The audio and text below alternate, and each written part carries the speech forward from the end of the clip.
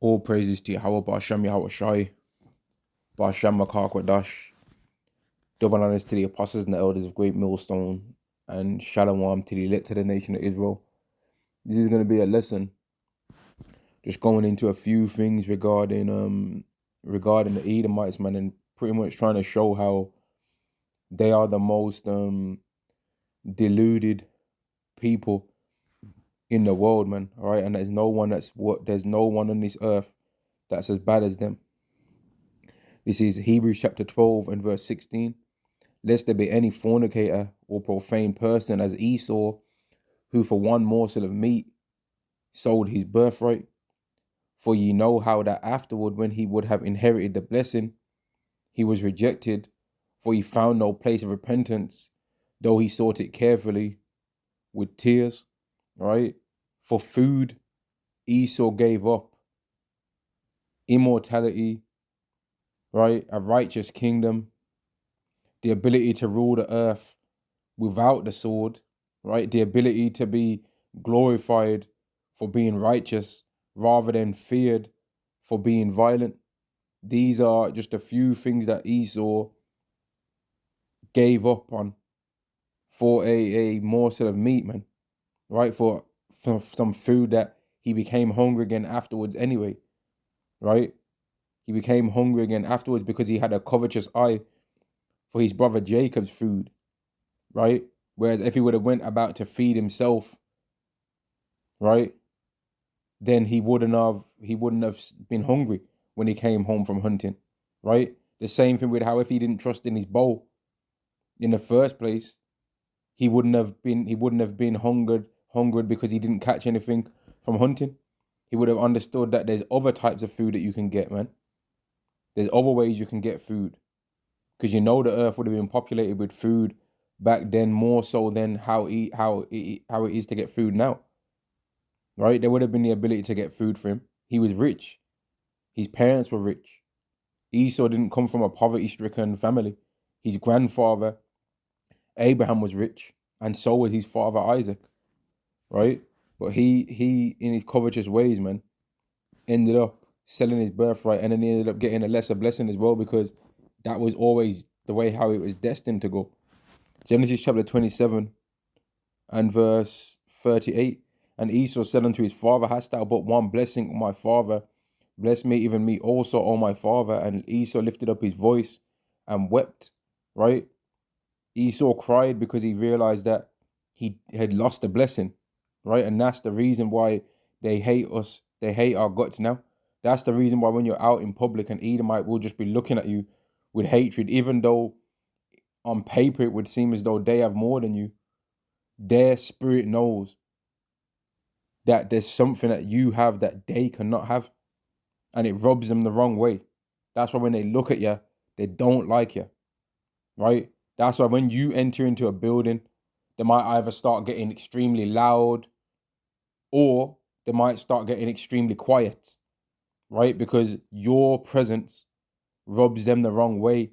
Your spirit rubs them the wrong way because they know that you've been destined to receive something that they cannot have. That's why they always are seeking to try and have your portion in this world now, because they know that they can never have your portion in the long run, man. That's the spiritual reason as to why these stuff happens. In an earthly sense, it just looks like, oh, they're envious and they're jealous. No, their spirit's jealous of your spirit.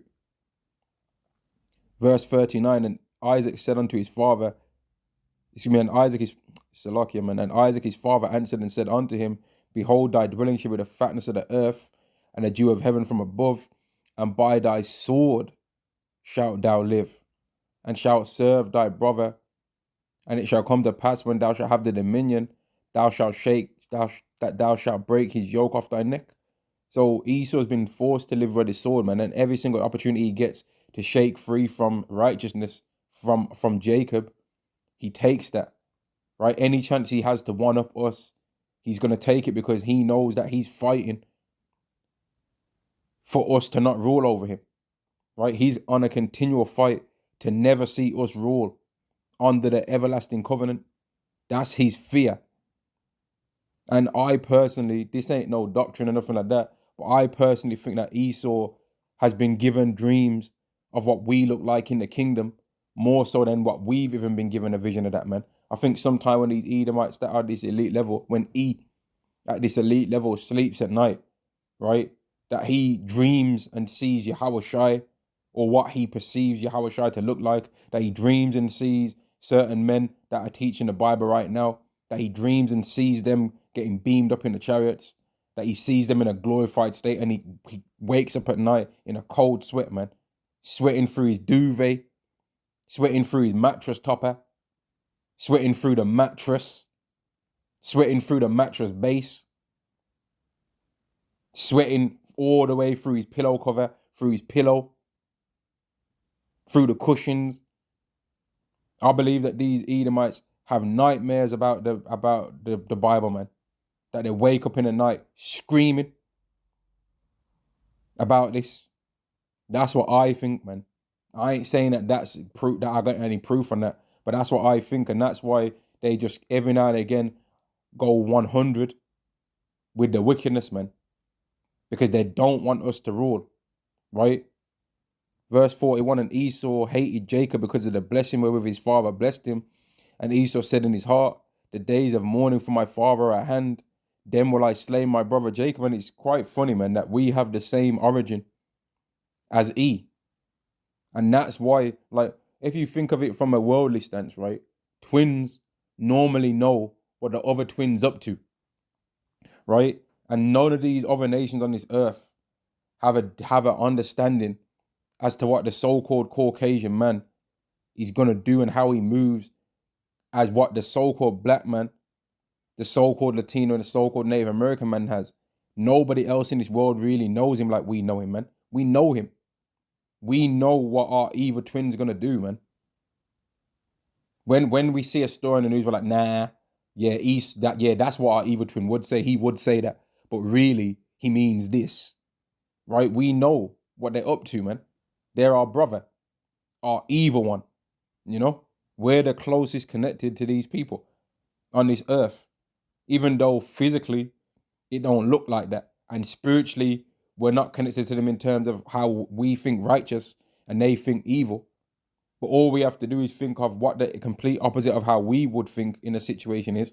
And that's how they're thinking, right? That's how they think. They think the complete opposite way as to what we think, man.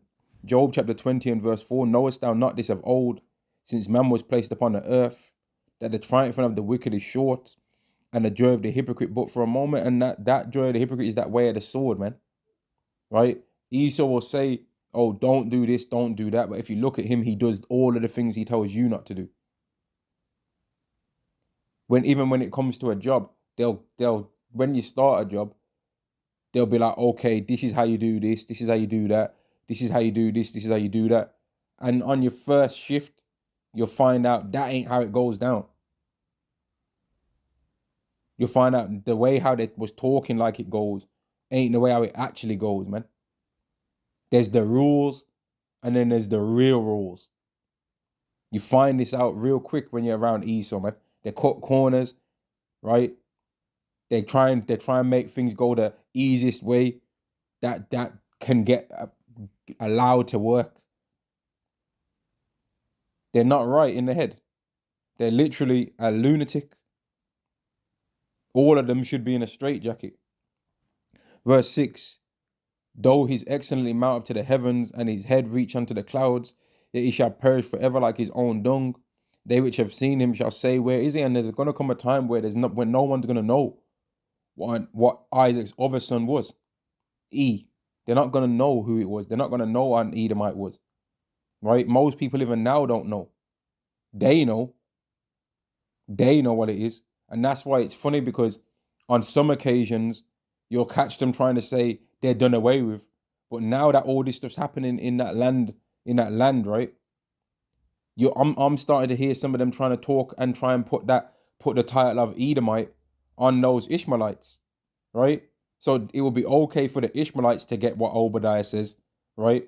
But then it's not okay for the Caucasian man to get what Obadiah says if he's the Edomite. And that's how you know that these people are jokers, man. They're just hateful. They're hypocrites. They're evil. Verse 8, he shall fly away as a dream and shall not be found. Yea, he shall be chased away as a vision of the night. The eye which have seen him shall see him no more, neither shall his place any more behold him. His children shall seek to please the poor, and his hand shall restore their goods. And that's why right now they're trying to a certain degree, play the good guy card, man.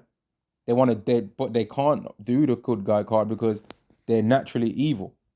So every time they try and do the good guy card, right, we ain't trusting them no more, man. We're like, yeah, what you up to, man?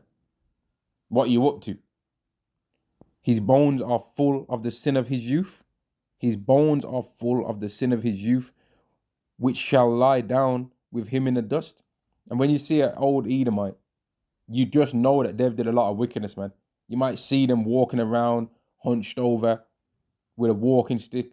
Just know that they've did a lot of evil. And that's why sometimes you're not even looking at them and you're minding your business. And they just look shook when they look scared when they see you. Like, oh, does he know? Is he trying to avenge his forefather? They just look scared when we're not even worried about them, man. We might just be walking down the street. But they look terrified because they know that there's a fear that they have that would be deserved for people to do things to them. It would be deserved if the things that they fear are going to happen to them that never happen.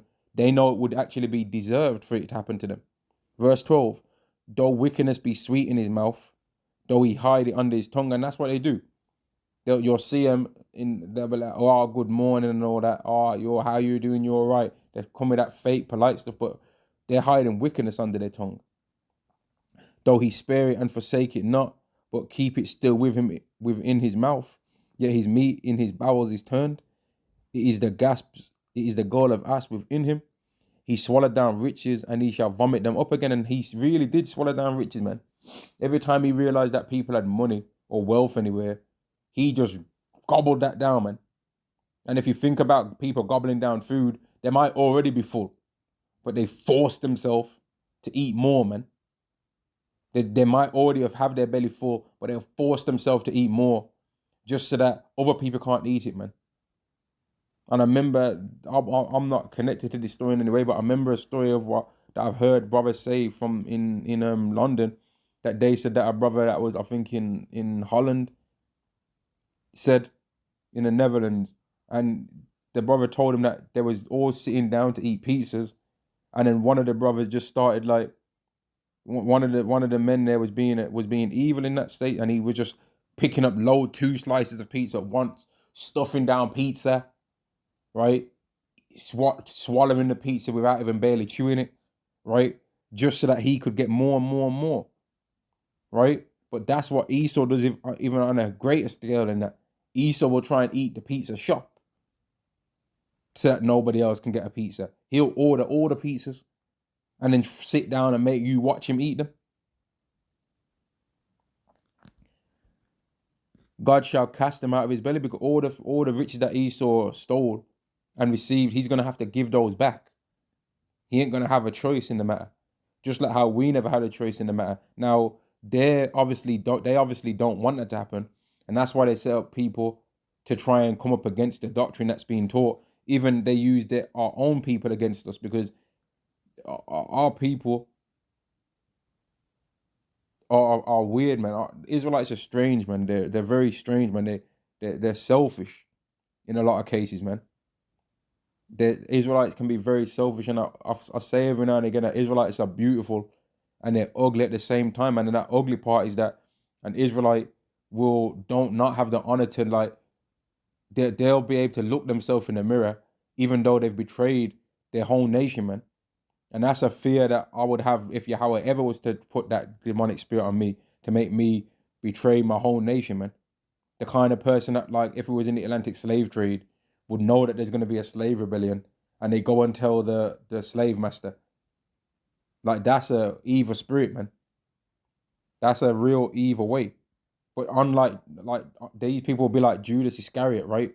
But unlike Judas Iscariot, they won't have the guilt these days. Jake won't even have the guilt of that money bag that they received. They'll be like, man, I'm going to keep the silver. They'll keep the silver these days.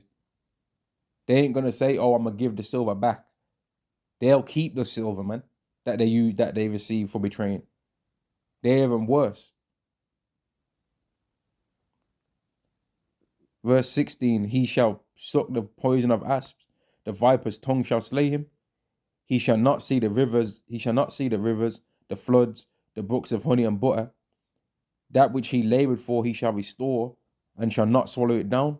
According to his substance shall the restitution be. So all the stuff that they have, they're gonna have to give it up, man. Because when you're in captivity, you don't need riches. All you need to worry about is working and doing what you're told. Right? You don't need land during that time, man. And what the Bible says, 1 hour of affliction makes a man forget pleasure. So all that time when they was chilling in Sunset Boulevard, whatever it's called, chilling on these nice places, going on yachts and all these beautiful times that they had, going on jet skis, lounging on a yacht with all the fine honeys, they're gonna forget about all of that in that time. And another point is their own women are not gonna be rocking with them in that time, man. Any chance that they get to betray their nation in that time in order to get a bit more of a fair treatment, they're going to do that. Because the only reason why people hang around with E right now is because they can get money from him. They use him. They fake friendship with him so that they can use him. They defend him so that they can get some money from him. And because he's so arrogant, he thinks that these people really like him. But what little does he know that these people are only hanging around with him and doing these things with him because they can get rich from that. It's not because they genuinely like him. Whereas people do genuinely like Israelites, but because they can't really get rich from us unless they use us to do it, they end up betraying us down the line somewhere, man.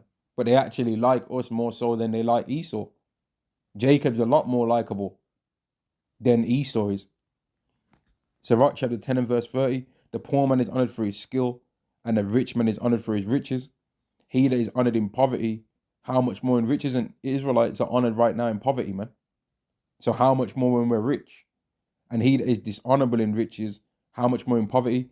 Esau is not even like now, even when they're rich. So how much more when they're not? People are going to really tell them what they think about them in that day. They're going to tell them to their face. They're going to sit them down. You know what? I never really liked you, I just pretended to because you got me that promotion. You gave me that promotion when I pretended to like you. But here's what I really thought of you. Job chapter 20 and verse 18. That which he labored for he shall restore, and shall not swallow it down. According to his substance shall the restitution be, and he shall not rejoice therein. Because he have oppressed and have forsaken the poor, because he have violently taken away an house which he builded not. And he did that in a lot of places, man. To every nation on the earth. To literally every nation as they did that. Verse 20. Surely he shall not feel quietness in his belly. He shall not save of that which he desired. There shall none of his meat be left. Therefore shall no man look for his goods. In the fullness of his sufficiency he shall be in straits. Every hand of the laborer, every hand of the wicked shall be upon him. Every hand, the word there I believe is laborer, and that's why I said laborer, shall be upon him. All the people that he was working for him and building him up are going to be against him, man. And we're seeing it now, really. And that's why we know that he's going to do something crazy out here. When he is about to fill his belly, Yahweh shall cast the fury of his wrath upon him, and shall rain it upon him while he is eating. So they're still going to win now. They're still going to have to win even more than now, and have a situation occur where it really seems as though they're going to achieve what they plan to achieve, man.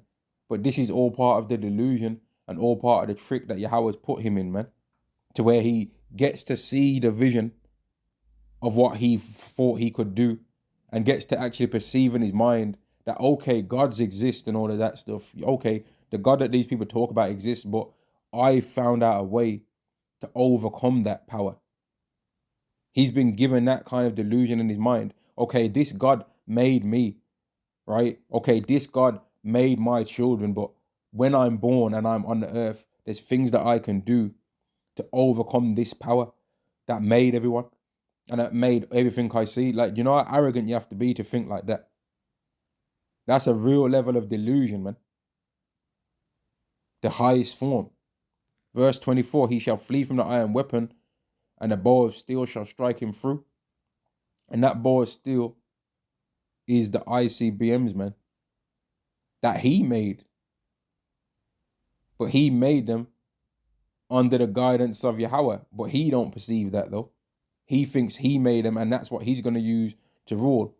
He also thinks that his Karagma is a tool of his own design. But really, the Karagma is a creation of Yahweh.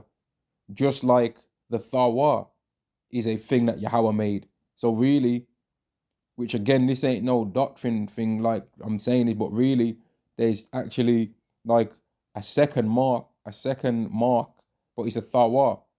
There's a spiritual one, but then there's a carnal one. And most people are going to try and want the carnal form of exemption that you can see.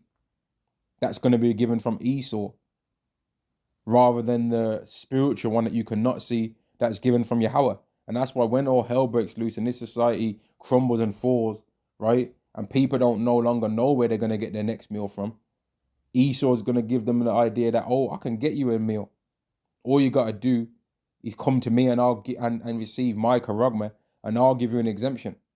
But the elect are going to be the only ones that are going to say nah, because they don't even really like their life, man. They don't really, things have happened in their life to where they don't have no belief that this society can allow them the things that they desire no more. The type of things that we want now and that we believe that we can receive, right? We can't get from this society no more, man. The type of respect that we want, we can't get that from this society. The type of power that we want, we can't get from this place. The type of lifestyle that we want to have, we can't get from this place, because this society might say, for example, that you, and this is just a more carnal example, but it's a thing that men desire. This society might say that a man can only have one wife, but there's men out there that might want 1,000 wives. This society and this lifestyle says that you live to, if you're lucky, 70 years old and then you die. But the lifestyle that we want says that we're going to be immortal and live forever.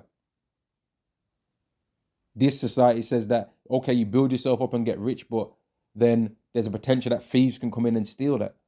But the type of lifestyle that we're looking for, we're going to have so much safety that we ain't going to be worried about anyone stealing anything from us, right? So why would we in that day where if we have to go through this thing, what I'm going to read now, why would we not just say, you know what? It will be an honor to go through this then. Revelation chapter 20 and verse 4, and I saw thrones and they that sat upon them, and judgment was given unto them, and I saw the souls of them that were beheaded for the witness of Yahushua. Right now, some people might think, nah, I don't believe that this could happen to me, and they might be right, but to understand that this might happen to you is better to think that it's not going to happen, because there ain't no works that none of us have did that's worthy enough for us to not have to go through this and go even further and prove. Even though we might not actually have to go through it, we might be put in a position where it looks like we're going to go through it though, right? Because Yahushua, we all know Yahushua didn't do anything wrong in his lifetime, but look at all the stuff he went through. So you think we ain't going to have to go through this potentially, or have the fear of it? We all know we're going to be put in a situation where we have to reject the karagma.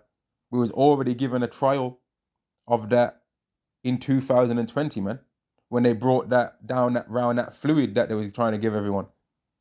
And Lord will, we all said no to that thing, right? We said no to that thing, man. But a trial is going to be given again, where people are going to be given a chance to see, okay, maybe you failed on that one, but are you going to fail on this one? Okay, you took that thing, you had fear, and some of you took that thing, which I'm not saying that anyone out there did that, and I'm not saying I did it either, because I didn't. But some people might have that, even I could be of the elect, maybe. I don't know, right? I don't know, man. But maybe they could have. But are they going to fail? If they fail on this, then they're really not chosen. When this thing comes around to be offered, the karagma, which we all know what it is now. Most people in this world, in their arrogance and in their pride, have thought that it's not going to happen, but it is going to happen though. Beheaded for the witness of Yahweh Shai and for the word of Yahweh, and we should not worship the beast, neither his image, neither have received his karagma upon their foreheads or in their hands, and they lived and reigned with a Mashiach 1,000 years. Now, why wouldn't you want to do that? Why wouldn't you want to do that, man? But he's going to persuade these people to think that that's not a good choice. He's going to try and make it look as though the people that are going through this are fools. But they're not, though. Right? People was looking at Yahweh Shai like Yahweh Shai is a fool. They were saying he's healed others. Why don't he heal himself? Now, they didn't know that he had the power to bring angels right there and then. But his power was shown after he went through what he went through, man. Just like how the elect's power is going to be shown after they go through what they go through. They're going to come back down again onto the same earth that they had been rejected by, man. It's going to be, man, it's going to be a hell of a day, man. Like the way how we think that day is going to go, man. It's going to be a hell of a day that time, man. That time frame, man. If you really are one of those ones that's chosen to receive that glory, man. That's going to be a hell of a time and a hell of a story forever in the kingdom for you to always talk about, man. All your grandchildren, great-grandchildren, great-great-great-great-great-grandchildren, all your own children that you're going to continually be brought into the earth from your multitude of wives and all of that. All the other Israelites that you'll end up seeing, they're going to know that you didn't bow the knee to Esau, man. They're going to know you didn't bend the knee. That's going to be an everlasting glory, right? An everlasting glory that you're going to be able to always know that you did, man, in that time. Jeremiah chapter 23 and verse 7, therefore behold the days come, saith Yahweh, that they shall no more say Yahweh liveth, which brought up the children of Israel out of the land of Egypt, but Yahweh liveth, which brought up and which led the seed of the house of Israel out of the land of the north, out of the north country, and from all the country where I had driven them, and they shall dwell in their own land. So in that day, when this yearly celebration comes around, right, you're going to be able to receive that glory, man, that you didn't take that karagma, that you didn't bend the knee, that you didn't bow down to this society, that you knew how many genders there were, right, that you didn't just try and side with who had the power like what Christians do, right? These Christians, all these Christians, so-called Christianity in this world, right, and yet they always are cowards and just side with whatever country they're in sides with, man. They're cowards, right? Whatever the society tells them to do, they always just side with that. Every single time when you just look at them. They literally always side with whoever is the majority. 2020 showed that. They was all just siding with whatever they was told to do. And when the karagma comes, they're going to do the same thing. Because their whole doctrine of Christianity that they made is to save Esau, right? And Esau deserves to be Obadiah 1 and 18 when they said that the Edomites are the Ishmaelites. But then Esau don't deserve and is done away with when you claim that anybody else is the Edomites, right? It's all over the place, their doctrine, man. God loves everybody, but then God don't love everybody when the people that are claiming to be the chosen are blowing everybody up, right? But then we can't say that people are going to go into captivity, but they can be sending down fire from heaven on people, you know? It's just all over the place, man. And it just shows that this world is very corrupt, man. Extremely corrupt and hypocritical. And that these people do not really believe in the Lord. They believe in whoever's got the power, I'm going to follow after them. So if we would have been under the Babylonians, they would have been following after what they said. If we would have been under Pharaoh, they would have been after what he said. If we would have been under Persians, they would have been following after what they said. They'd be following after whoever's in charge, man. But I'm gonna end the lesson there, man. I just wanted to talk a few things about Easter, and then it ended up turning into some other topics as well anyway. But yeah, I'm gonna end the lesson there, man. Shalom to the nation of Israel. Shalom.